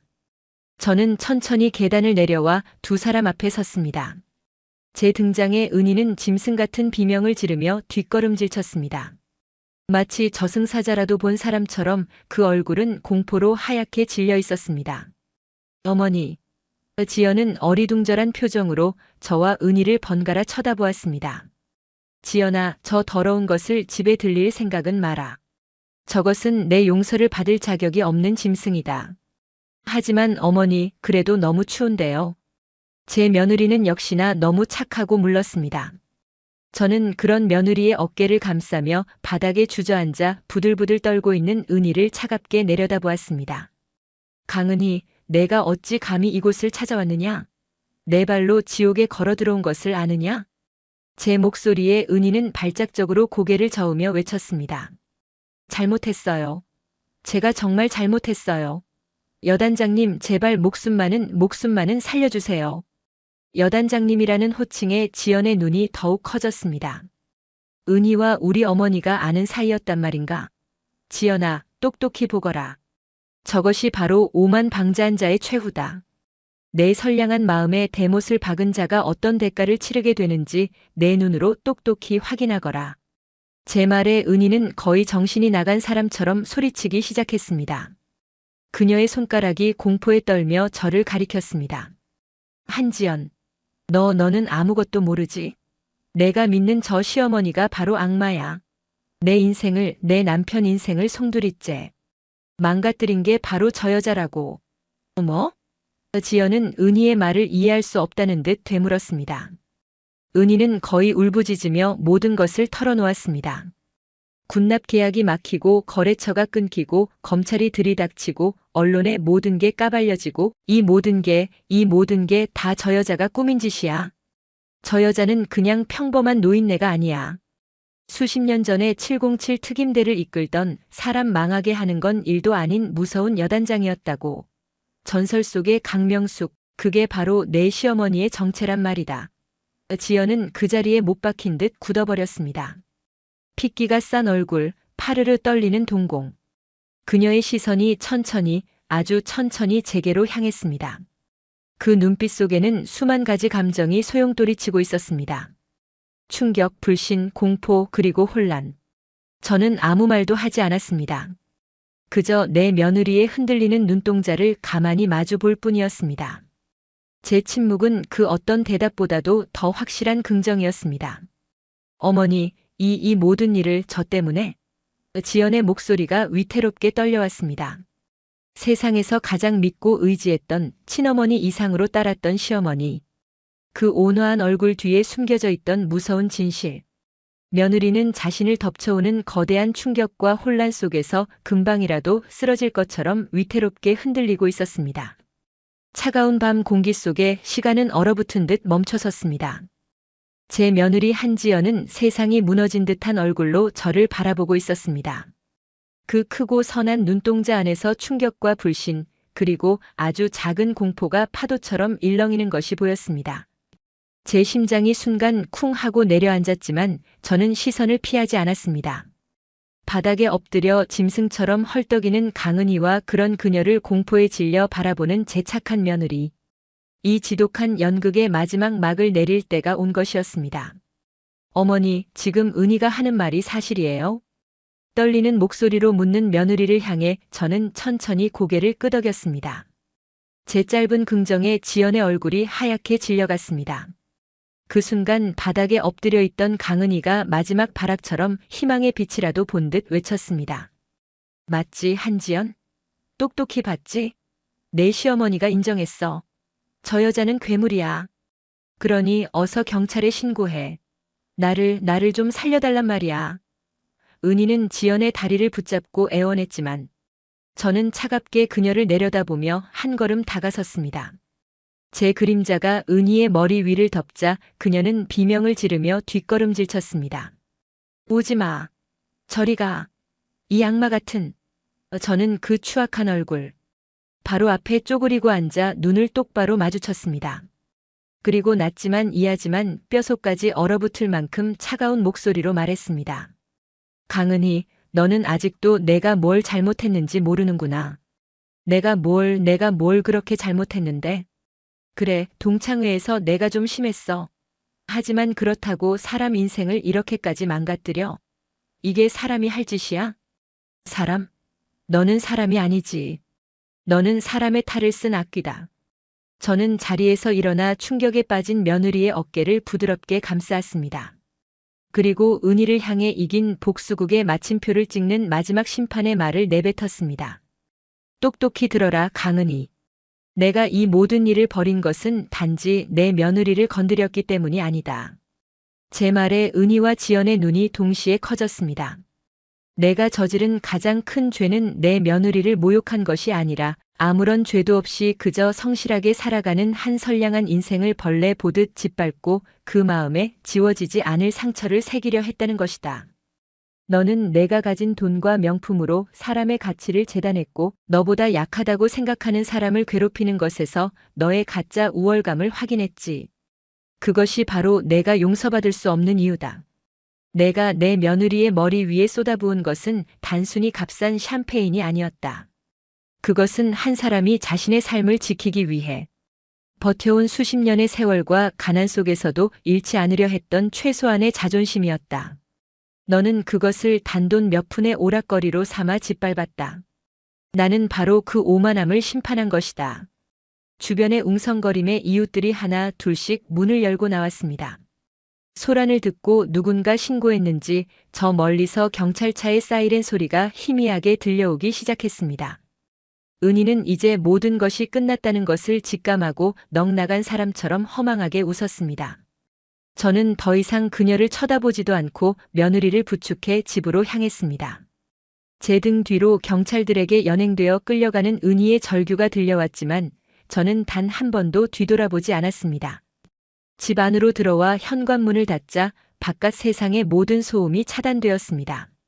집 안에는 무거운 침묵만이 흘렀습니다. 지연은 소파에 멍하니 앉아 아무 말도 하지 못했습니다. 저는 따뜻한 차를 한 잔 타서 아이의 손에 쥐어주었습니다. 아이의 손은 얼음장처럼 차가웠습니다. 어머니. 그래, 지연아. 무서웠어요. 방금 어머니 모습이 너무 무서웠어요. 그 말에 제 심장이 철렁했습니다. 저는 아이의 옆에 조용히 앉아 차가운 손을 마주 잡았습니다. 지연아, 혹시 기억하니? 내가 시집 온 지 얼마 안 됐을 때 웬 덩치 큰 사내가 이 늙은이 멱살을 잡고 행패를 부렸던 날 말이다. 지연은 천천히 고개를 끄덕였습니다. 그때 너는 내 앞을 막아서며 소리쳤지. 우리 어머니께 손대지 말라고. 작고 연약한 몸으로 사시나무 떨듯 떨면서도 너는 끝까지 내 앞을 지켰다. 내 평생 누군가가 나를 위해 그렇게 맨몸으로 막아선 것은 내가 처음이었다. 제 목소리가 조금씩 떨려왔습니다. 그날 나는 맹세했다. 이 아이만큼은 내 목숨을 걸고 지켜주겠노라고. 다시는 저 아이의 눈에서 눈물이 흐르는 일이 없게 하겠노라고. 저는 잠시 말을 멈추고 며느리의 손을 더 꽉 잡았습니다. 지연아, 어머니는 너를 지킬 수 있는 방법이 그것밖에 없다고 생각했다. 내가 한 방식이 너무 낡고 거칠었을지도 모른다. 하지만 이 늙은 어미는 그 방법밖에 몰랐단다. 미안하다. 너를 놀라게 해서. 제 말이 끝나자 지연은 더 이상 참지 못하고 제 품에 안겨와 울음을 터뜨렸습니다. 그것은 공포의 눈물이 아니었습니다. 서러움과 고마움 그리고 미안함이 뒤섞인 따뜻한 눈물이었습니다. 아니에요, 어머니. 아니에요. 제가 잘못했어요. 제가 더 강하지 못해서 어머니를 다시 옛날로 돌아가게 만들었어요. 죄송해요, 어머니. 저는 아이의 등을 토닥이며 함께 눈물을 흘렸습니다. 그렇게 우리는 한참을 부둥켜 안고 울었습니다. 긴 어둠의 터널이 드디어 끝나는 순간이었습니다. 한참을 울고 난 후 지연은 조금 진정이 되었는지 제게서 살짝 떨어져 앉으며 물었습니다. 어머니, 정말 707 특임대 여단장이셨어요? 저는 천천히 고개를 끄덕였습니다. 그래, 지연아. 25년 동안 나는 이 나라를 지키는 일을 했단다. 707 특임대는 대한민국 최정예 특수부대지. 그곳에서 여자의 몸으로 여단장까지 올라간다는 것은 상상조차 할 수 없는 일이었어. 하지만 나는 해냈다. 수없이 많은 작전을 성공시켰고 나라를 위해 목숨을 걸었지. 지연은 숨죽여 제 이야기를 들었습니다. 하지만 그 모든 영광도 아들을 낳고 평범한 어머니가 되고 싶다는 소망 앞에서는 무의미했단다. 나는 모든 것을 내려놓고 전역했어. 다시는 작전 수첩을 펼치지 않겠다고, 총을 잡지 않겠다고, 그저 평범한 시어머니로 살겠다고 맹세했지. 하지만 내가 흘린 그 눈물이 그 모든 맹세를 무너뜨렸구나. 25년 만에 나는 다시 작전 수첩을 펼쳤고 전우들을 소집했어. 그들은 지금 각자의 자리에서 이 나라를 지키고 있는 사람들이야. 방위사업청, 국방부, 검찰, 언론. 그들은 내가 한마디만 하면 언제든 달려올 준비가 되어 있는 전우들이었지. 지연은 숨을 죽이며 물었습니다. 그럼 모든 것이 어머니의 계획이었어요? 군납 계약 취소도 검찰 수사도 언론 보도도. 그래, 지연아. 모두 내가 계획한 작전이었다. 나는 작전명을 붙였지. 정의의 서리 작전이라고. 저는 창밖을 바라보며 계속 말했습니다. 군인으로 25년을 복무하면서 나는 배웠단다. 진짜 적은 밖에 있는 것이 아니라 안에 있다는 것을. 우리 장병들의 생명을 담보로 돈을 버는 자들, 약자를 짓밟으며 쾌감을 느끼는 자들. 그런 자들이야말로 이 나라를 병들게 하는 진짜 적이지. 박태준은 불량 부품을 군에 납품했어. 만약 그 부품들이 실전에서 사용되었다면 우리 젊은 장병들이 목숨을 잃을 수도 있었던 거야. 나는 그것을 용서할 수 없었다. 지연은 조용히 제 손을 잡았습니다. 어머니, 그럼 저 때문만은 아니었군요. 반은 맞고 반은 틀렸구나. 처음 시작은 내 눈물 때문이었어.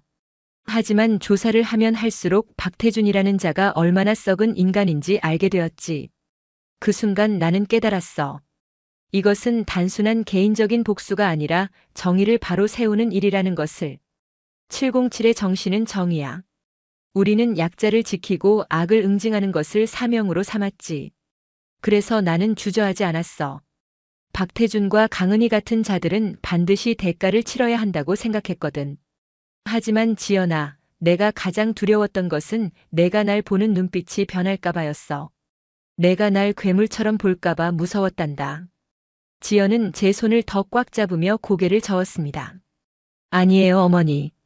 저는 어머니가 무섭지 않아요. 그저 놀랐을 뿐이에요. 제가 알던 온화하고 따뜻한 어머니와 방금 본 강인하고 무서운 어머니가 같은 분이라는 게 믿기지 않아서요. 하지만 어머니 알고 있어요. 그 두 모습 모두 진짜 어머니라는 것을요. 평소에는 온화하지만 가족을 지킬 때는 무서운 호랑이가 되는 어머니. 저는 그런 어머니가 있어서 정말 행복해요. 지연의 말에 제 눈에서 눈물이 주르륵 흘러내렸습니다. 고맙다, 지연아. 내가 이해해줘서 정말 고맙구나. 우리는 다시 한번 껴안았습니다. 이번에는 슬픔의 눈물이 아니라 화해와 이해의 눈물이었습니다. 한참 후 지연이 조심스럽게 물었습니다. 어머니, 은희는 어떻게 될까요? 법이 판단할 것이다.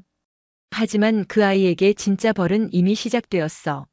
모든 것을 잃고 바닥까지 떨어져 본 자만이 깨닫는 것들이 있단다. 어쩌면 이것이 그 아이에게는 새로 태어날 기회일지도 모르지. 어머니는 정말 대단하세요.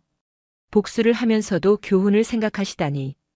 복수는 한순간이지만 교훈은 평생 남는 법이란다. 나는 강은희가 앞으로의 인생에서 다시는 같은 잘못을 반복하지 않기를 바랄 뿐이야. 그날 밤 우리는 긴 이야기를 나누었습니다. 저는 며느리에게 제 젊은 시절 이야기를 들려주었습니다. 707 특임대에 입대하던 날 첫 작전의 긴장감, 전우들과의 우정, 여단장이 되던 날의 감격, 그리고 아들을 낳고 모든 것을 내려놓기로 결심했던 날의 이야기까지. 며느리는 반짝이는 눈으로 제 이야기를 들었습니다. 마치 영웅담을 듣는 아이처럼 말입니다. 어머니, 저 어머니가 정말 자랑스러워요. 이 나라를 지켜주셔서 감사해요. 과찬이다, 지연아. 나는 그저 내가 해야 할 일을 했을 뿐이야. 그리고 지금도 마찬가지고. 저는 며느리의 머리를 쓰다듬으며 말했습니다. 지연아, 앞으로도 어머니는 너를 지킬 거야. 하지만 이제는 작전 수첩을 펼치지 않고도 지킬 수 있는 평화로운 방법으로 말이다. 오늘이 진짜 마지막이야. 이제 나는 다시 평범한 시어머니로 돌아갈 거란다.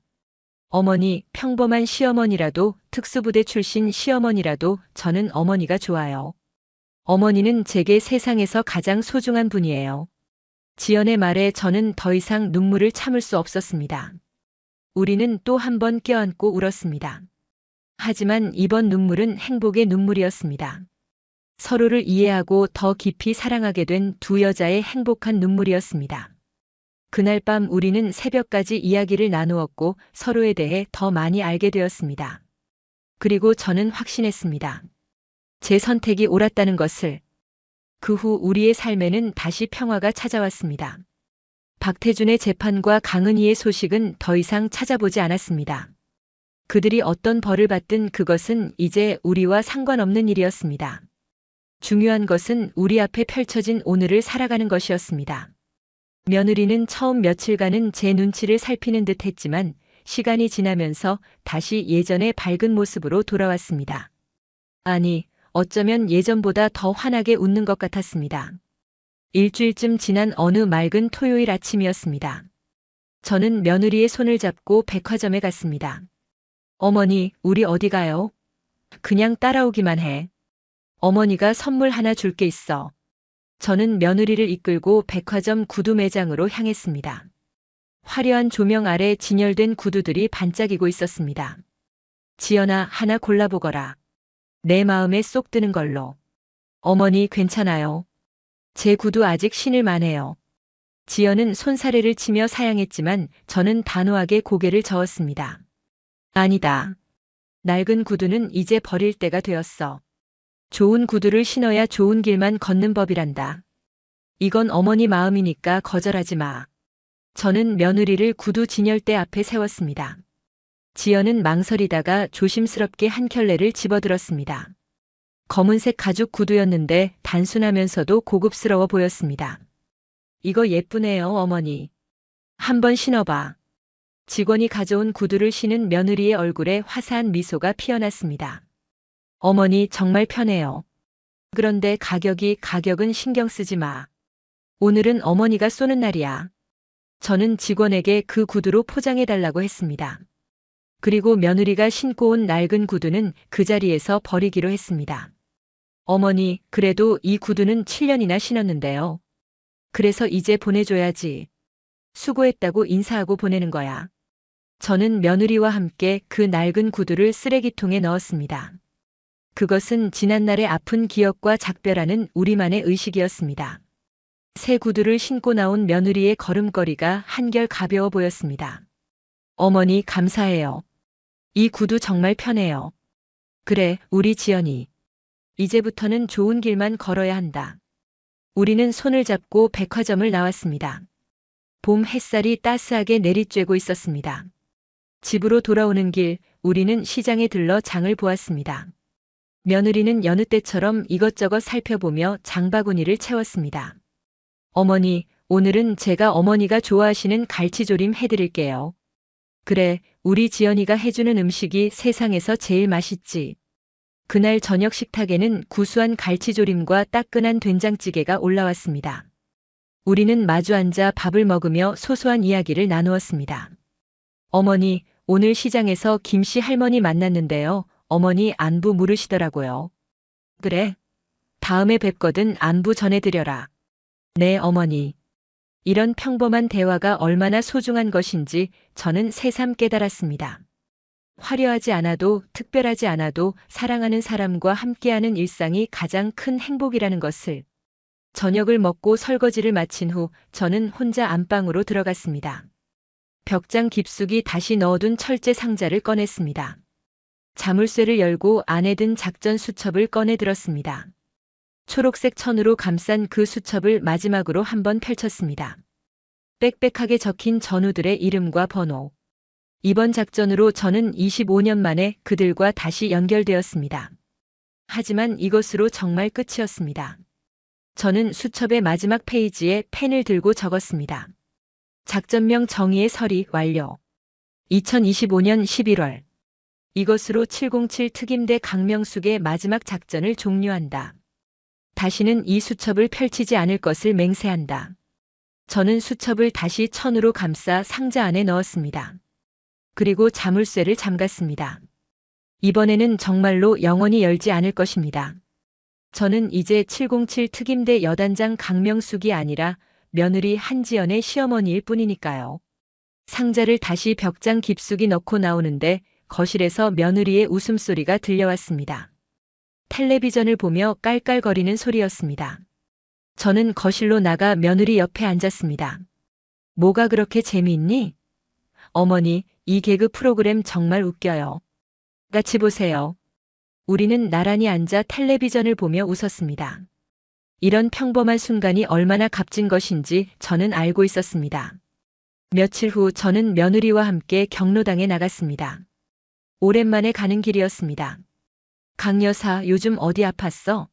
한동안 안 보이더니. 아니에요. 그냥 집에 일이 좀 있어서요. 그래도 이제 왔으니 됐지. 자, 여기 앉아. 화투 한 판 치자. 저는 동네 할머니들과 둘러앉아 화투를 쳤습니다. 평범한 노인네의 평범한 오후였습니다. 누구도 제가 과거에 707 특임대를 이끌었다는 것을 알지 못했습니다. 그리고 앞으로도 알 필요가 없었습니다. 그날 저녁 집으로 돌아오는 길 며느리가 제 팔짱을 끼며 말했습니다. 어머니, 오늘 정말 즐거웠어요. 어머니가 친구분들이랑 웃으시는 모습 보니까 저도 기분이 좋았어요. 그래? 지연이도 즐거웠다니 다행이구나. 어머니, 앞으로도 계속 이렇게 평범하게 살아요. 이게 제일 좋은 것 같아요. 그래, 우리 지연아. 어머니도 그게 제일 좋단다. 우리는 손을 꼭 잡고 골목길을 걸었습니다. 저녁 노을이 우리를 따스하게 비추고 있었습니다. 한 달쯤 지난 어느 날 저는 뉴스에서 박태준의 선고 소식을 들었습니다. 징역 7년과 벌금 50억 원이었습니다. 강은희는 남편과 이혼하고 요양시설에서 일하며 살고 있다는 후문도 들렸습니다. 저는 그 소식을 듣고 조용히 고개를 끄덕였습니다. 그렇게 살아가거라. 바닥에서 다시 시작하는 것도 나쁘지 않을 것이다. 저는 더 이상 그들에 대해 생각하지 않았습니다. 제 복수는 끝났고 그들의 인생은 이제 그들 스스로 책임져야 할 일이었습니다. 며느리는 그 후로 한층 더 밝아졌습니다. 새 구두를 신고 시장에 다니는 모습이 당당해 보였습니다. 그리고 무엇보다 제게 더 많이 의지하고 더 많이 웃었습니다.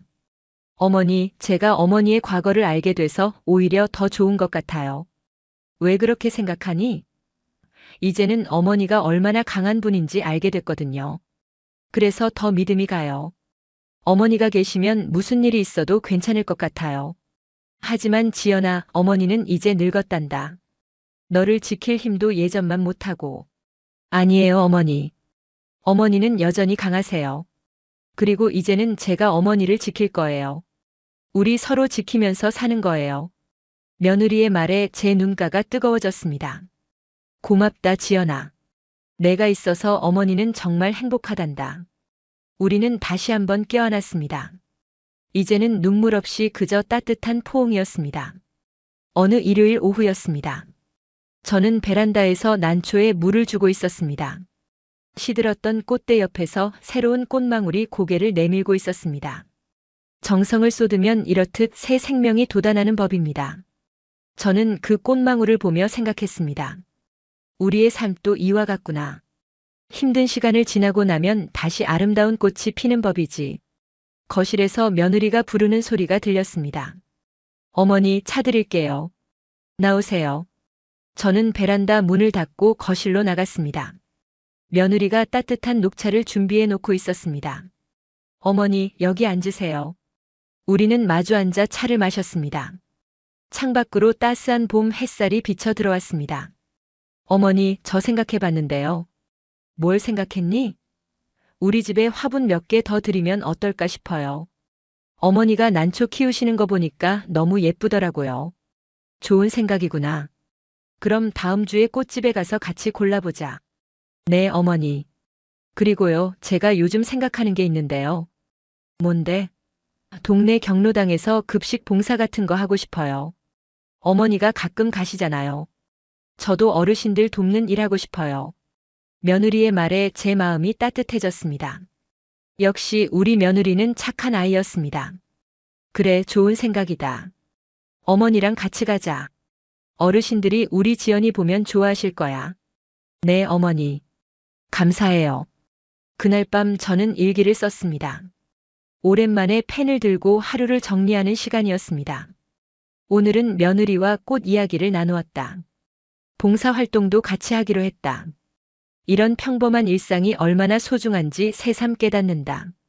707 특임대 시절에는 한 번의 작전 성공이 곧 승리였지만 지금은 며느리의 작은 웃음 하나가 나의 가장 큰 승리다.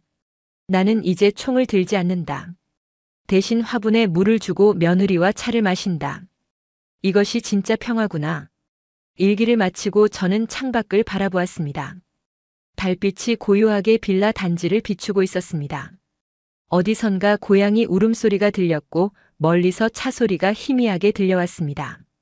평범한 밤의 풍경이었습니다. 저는 이 평범함이 좋았습니다. 화려하지도 특별하지도 않지만 사랑하는 사람과 함께하는 이 순간이 제 인생에서 가장 아름다운 시간이었습니다. 다음 날 아침 저는 며느리와 함께 아침 산책을 나갔습니다. 동네 뒷산은 그리 높지 않았지만 정상에 오르면 용산 일대가 한눈에 보였습니다. 어머니, 공기 좋네요. 그렇지? 아침 공기가 제일 막단다. 우리는 천천히 산길을 올랐습니다. 며느리의 새 구두는 운동화로 바뀌어 있었고 그 걸음은 가벼웠습니다. 정상에 도착해 잠시 쉬는데 며느리가 말했습니다. 어머니, 여기서 보니까 세상이 참 넓네요. 그래, 넓지. 하지만 우리에게 중요한 건 저 넓은 세상이 아니라 우리가 서 있는 이 작은 자리란다. 무슨 뜻이에요, 어머니? 아무리 큰 세상을 가져도 마음이 편하지 않으면 행복하지 않아. 하지만 작은 방 한 칸이라도 사랑하는 사람과 함께하면 그게 천국이지. 우리는 지금 우리만의 작은 천국에 살고 있는 거란다. 며느리는 제 말을 듣고 환하게 웃었습니다. 맞아요, 어머니. 우리 집이 제일 좋아요. 산에서 내려와 집으로 돌아오는 길 저는 문득 생각했습니다. 제가 했던 일이 과연 옳았을까? 악을 응징하기 위해 저 또한 잠시 칼을 들었던 것은 아닐까? 하지만 며느리의 밝은 얼굴을 보고 있으면 저는 다시금 확신하게 됩니다. 만약 또다시 그날로 돌아간다 해도 저는 똑같은 선택을 했을 것이라고. 세상에는 수많은 보석이 있지만 가장 귀한 보석은 사람의 마음속에 있습니다. 남의 아픔을 보듬을 줄 아는 선한 마음. 저는 제 남은 생을 그 무엇과도 바꿀 수 없는 세상. 단 하나의 보석, 내 며느리의 그 마음을 지키며 살아가기로 했습니다. 그것이 바로 707 특임대 여단장이 아닌 한지연의 시어머니로서 찾은 제 삶의 마지막 이유였습니다. 저는 이제 더 이상 작전 수첩을 펼치지 않을 것입니다. 대신 며느리와 함께 꽃을 키우고 경로당에서 봉사하며 조용히 살아갈 것입니다. 그것이 진짜 승리이고 진짜 평화라는 것을 이제는 알기 때문입니다. 며느리가 제 손을 잡았습니다. 어머니 사랑해요. 나도 사랑한다, 지연아. 우리는 손을 잡고 집으로 걸어갔습니다. 봄 햇살이 따스하게 우리를 감싸고 있었습니다. 이 이야기는 한 사람의 그릇된 오만함이 어떻게 스스로를 파멸로 이끌었는지, 그리고 사랑하는 사람을 지키려는 마음이 얼마나 거대하고 때로는 무서운 힘을 발휘하는지를 보여주고 있습니다. 707 특임대 여단장 출신 시어머니의 이야기는 우리에게 묻습니다. 정의란 무엇인가? 복수와 응징의 경계는 어디인가? 하지만 무엇보다 이 이야기는 가족을 향한 사랑의 힘에 대해 이야기합니다. 우리 모두의 마음속에는 강명숙 여단장처럼 평소에는 드러나지 않는 강인함이 숨어 있을지 모릅니다. 소중한 가족이 부당하게 상처를 입었을 때 우리는 상상도 못했던 용기를 내기도 합니다. 반면 강은희의 비참한 최후는 우리가 무심코 던진 말 한마디, 경멸의 눈빛 하나가 누군가의 자존심을 얼마나 깊이 찌를 수 있는지 경고하고 있습니다. 진정한 가치는 겉모습이 아닌 진실한 마음과 서로를 아끼는 관계 속에 있다는 것을 이 이야기는 말해주고 있습니다. 오늘 이야기가 여러분의 마음에 따뜻한 위로가 되었기를 바랍니다.